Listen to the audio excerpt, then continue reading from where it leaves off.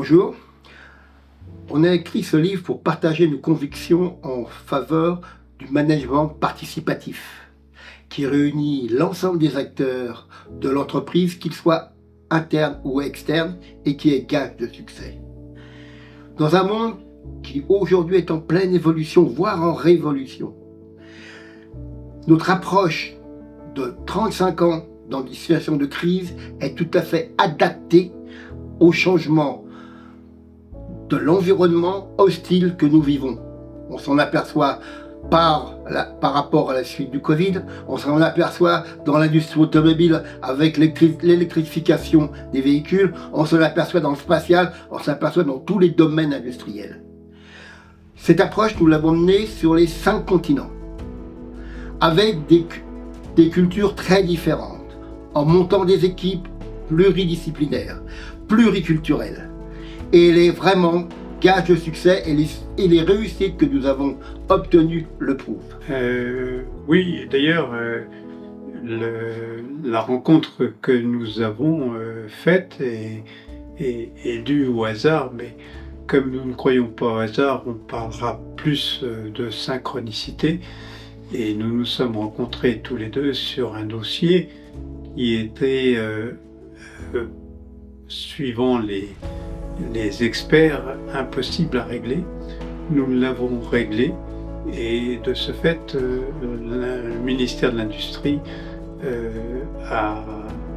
nous a conseillé pour intervenir dans d'autres entreprises.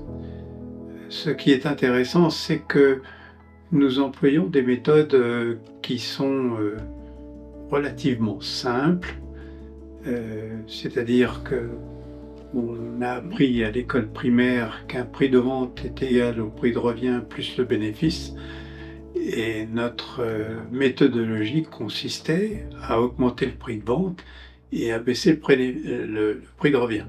Bon, c'est ainsi, par exemple, que dans le premier dossier, nous avons supprimé tous les contrôles intermédiaires dans une chaîne, qui a permis effectivement de baisser à tel point le prix de revient que l'entreprise est devenue rentable et qu'elle a été sauvée. C'est comme ça que nous l'avons sauvée. Alors, pour expliquer un peu notre démarche, on peut dire que 35 ans de restructuration ou de redéveloppement dans des environnements hostiles, nous a conduit à sortir des chemins battus, à trouver d'autres solutions et à mettre en place toute une démarche qui intègre l'homme avant la technique. Et ça, c'est un point essentiel de notre démarche. Intégrer l'homme, c'est intégrer tous les participants. Intégrer l'homme, c'est rendre fier l'homme ou la femme. Intégrer l'homme, c'est l'écouter, être à ses côtés, lui donner les moyens de se développer, lui donner les moyens de réussir, pour que l'entreprise réussisse. Oui, là, c'est pour compléter ce que dit Francis, il s'agit de remettre l'homme au milieu de l'entreprise.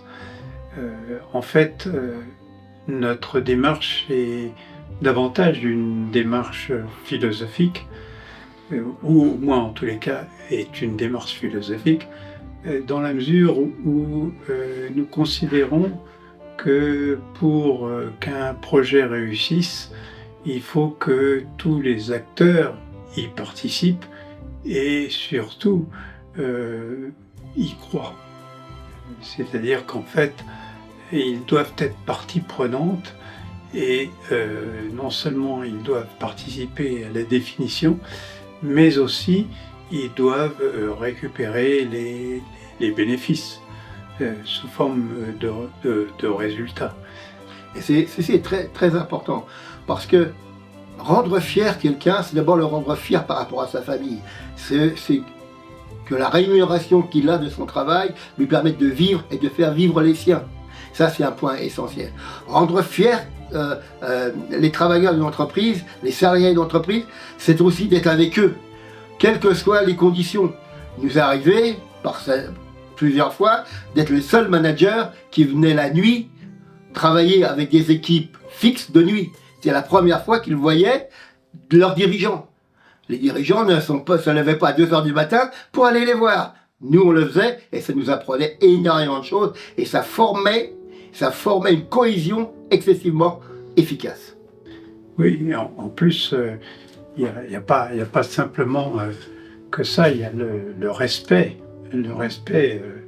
des uns et des autres.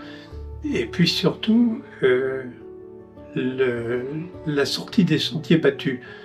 On apprend à l'école, on fait des études de cas, on apprend comment il faut gérer des entreprises, mais on ne peut pas apprendre à gérer des entreprises dont la problématique n'existe pas encore. Et donc, il faut inventer. Nous inventions. Et nous avons un certain nombre d'anecdotes qui sont très intéressantes parce que sur ces anecdotes, nous avons réussi à créer un enthousiasme dans les entreprises qui ont permis de les sauver. À titre d'exemple, citons ce que nous avons proposé à une équipe de commerciaux qui était une vingtaine dans une entreprise de 500 personnes. Et on nous avait dit qu'il était impossible d'augmenter les marges. Nous avons fait tout ce qu'il fallait au niveau de la restructuration et nous avons proposé... Les élus du personnel ne sont pas des ennemis dans l'entreprise. Les élus du personnel peuvent devenir des acteurs complets et des promoteurs du plan, y compris avec des plans excessivement durs de restructuration, à condition de les mettre en confiance et à condition de partager avec eux l'ensemble des données que vous avez. Ça, c'est un point essentiel. Il est clair que c'est possible de le faire en Suède ou en Allemagne, mais c'est aussi potentiellement possible dans nos pays du sud de l'Europe. Mais la première condition, c'est d'arriver à avoir une confiance avec eux. Et la confiance, ça ne s'acquiert pas du jour au lendemain. C'est un travail en commun où on dit ce qu'on fait et on fait ce qu'on dit. Voilà, ça c'est la base. C'est la base de notre action. D'ailleurs, quand on réunissait l'ensemble du personnel, la première chose qu'on leur disait, c'est de dire on va faire ce qu'on dit. Et on va vous dire ce qu'on fait. On ne vous dira pas tout ce qu'on fait, mais on fera ce qu'on dit. Et on l'a fait. À ce moment-là, l'ensemble du personnel a eu confiance en nous. Et ayant confiance en nous, ils nous suivaient et croyaient que, effectivement, les plans que nous développons étaient dignes de confiance. Et à ce moment-là, les suivaient. Et ça nous a conduit à créer des écoles et à faire revenir ensuite des gens qui avaient été formés dans ces écoles ou dans ces centres de formation. Mais à chaque fois, le redressement a été fondé sur la confiance mutuelle des uns et des autres. C'était la confiance des élus du personnel, c'était la confiance de l'ensemble du personnel et la confiance que nous avions, nous, dans l'ensemble du personnel. Alors la confiance est hyper importante, mais il ne faut pas oublier que la démarche doit être cohérente et que les outils doivent être cohérents et d'expliquer cette démarche et d'expliquer les outils.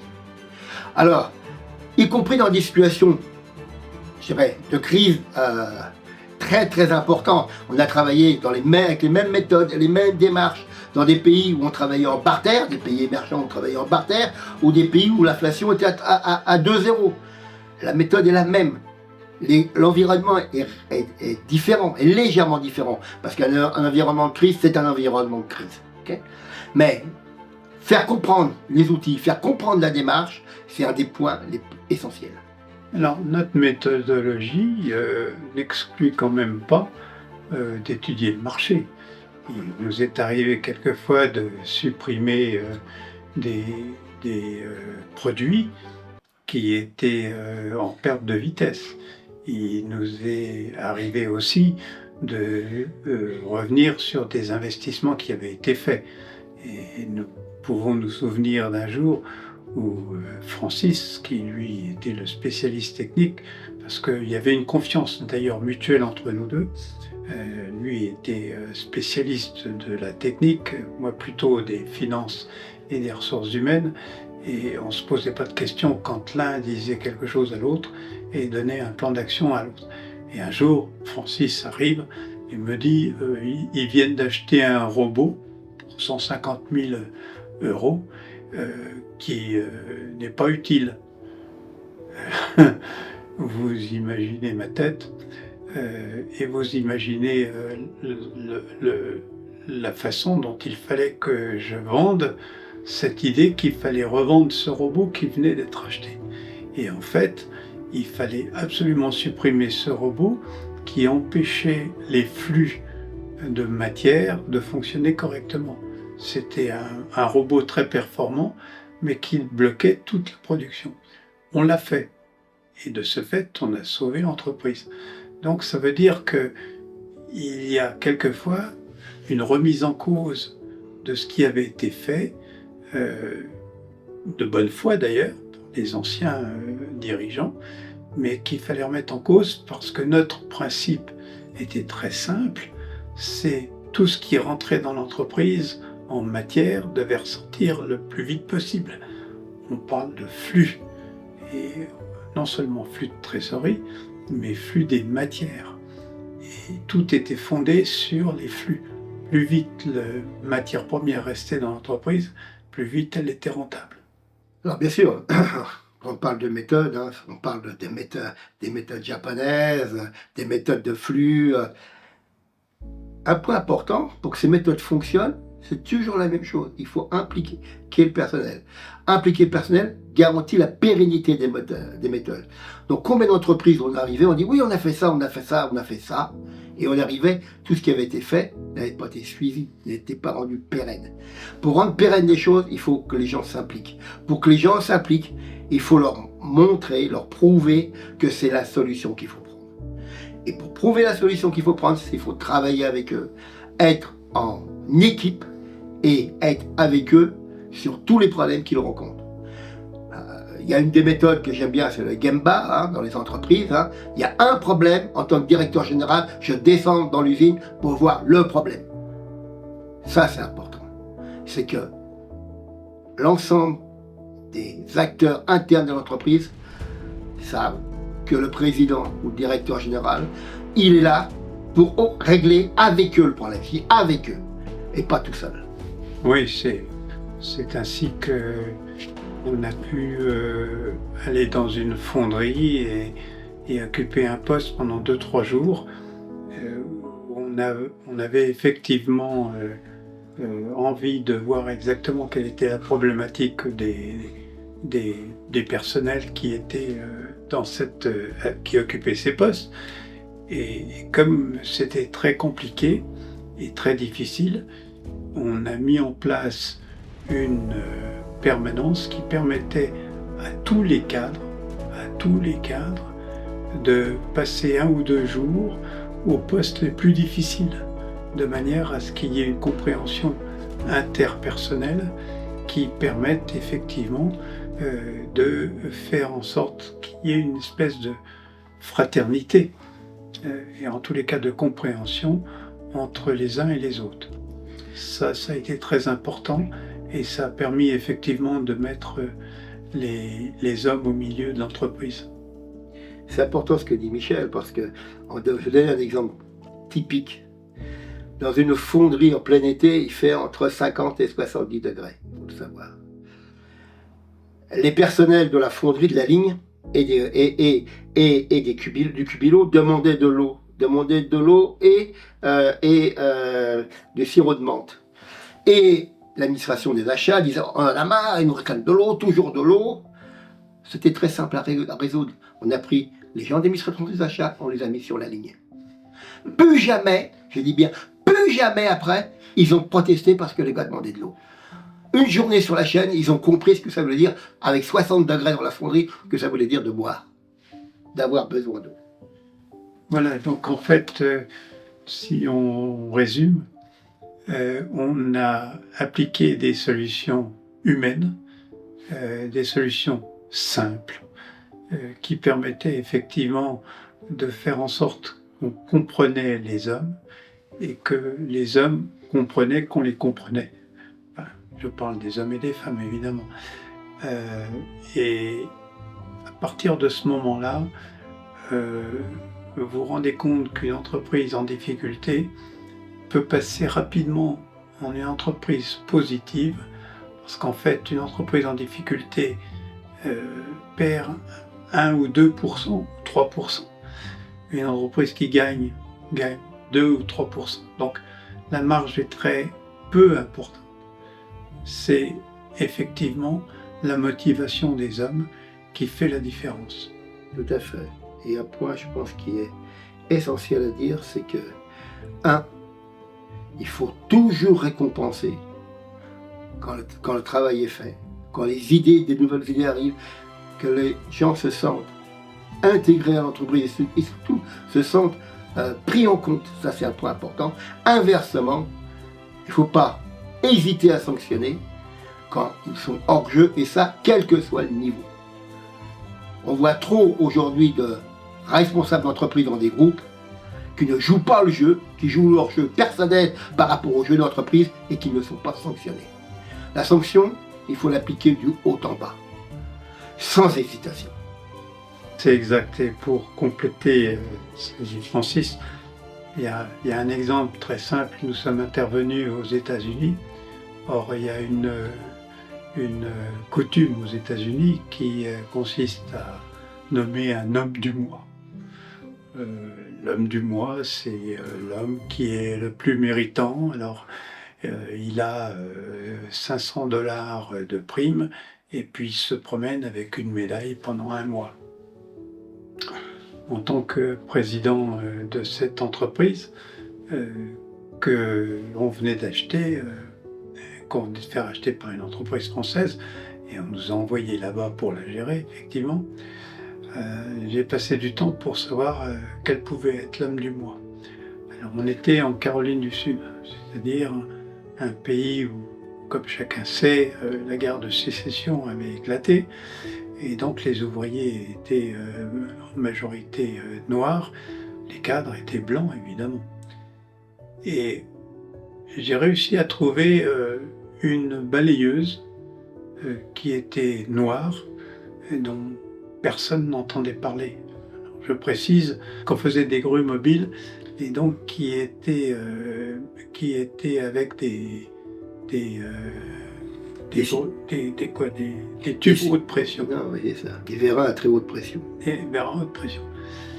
Un grain de poussière dans un vérin haute pression, ça le sabordait, et la grue ne fonctionnait pas. C'est-à-dire une grue de $500 000 ne fonctionnait pas à cause d'un grain de poussière. Donc j'avais trouvé que c'était intéressant de dire que la femme du mois, c'était cette personne qui balayait, parce qu'elle était importante pour le fonctionnement. Eh bien, 1 mois après, on avait gagné 10% de productivité dans toute l'usine, parce que chacun voulait être l'homme du mois, comprenant que effectivement, on pouvait repérer n'importe qui dans l'usine pour être l'homme du mois. C'est un détail, c'est pas grand-chose, mais c'est 10% de productivité qui ont permis de sauver l'entreprise. Donc voilà ce genre de méthode que nous avons employée en étant sur le terrain, en écoutant l'ensemble du personnel et en les faisant participer. Une dernière anecdote, c'est 2 anecdotes d'ailleurs, dans la même entreprise qui faisait des engins spéciaux. Nos amis commerciaux et nos amis du bureau d'études nous disaient les clients anglais ne comprennent rien, ça marche, ils nous embêtent, bon ils ont leur conduite à gauche, mais ils nous embêtent. Nous, on est sûr que ça marche. On fait venir les clients anglais, on travaillait avec eux. Et là, au bout de 10 minutes, ah oui, ça, ils ne peuvent pas travailler comme ça. Ah non, ça, il faut l'arranger parce que c'est vrai qu'ils peuvent, mais alors il faut qu'ils se contorsionnent complètement pour... Voilà. Première anecdote. On réunit les gens, l'extérieur, l'intérieur, ensemble, et ils discutent. 2e anecdote, toujours d'ailleurs dans la même entreprise.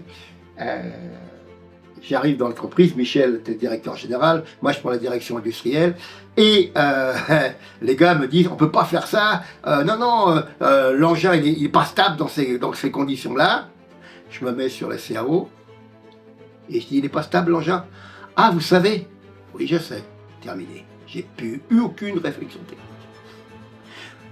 Inversement, ce que je veux dire là, c'est qu'il ne faut pas hésiter à appliquer, à faire des choses. Et c'est une chose importante aussi, il faut montrer qu'on sait, et surtout, une fois qu'on sait, passer le savoir aux autres. Ça, c'est un des points essentiels pour la réussite.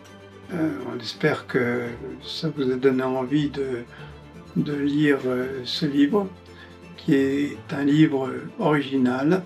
C'est pas un livre spécifiquement de management, c'est un livre de philosophie du management qui effectivement essaie de déterminer comment d'un groupe on peut faire participer chacun des acteurs pour effectivement obtenir un objectif partagé par tout le monde. L'ensemble des outils, de notre démarche, des anecdotes, vous le trouverez dans ce livre, que vous trouverez dans nombreuses librairies ou sur les grandes distributions telles qu'Amazon.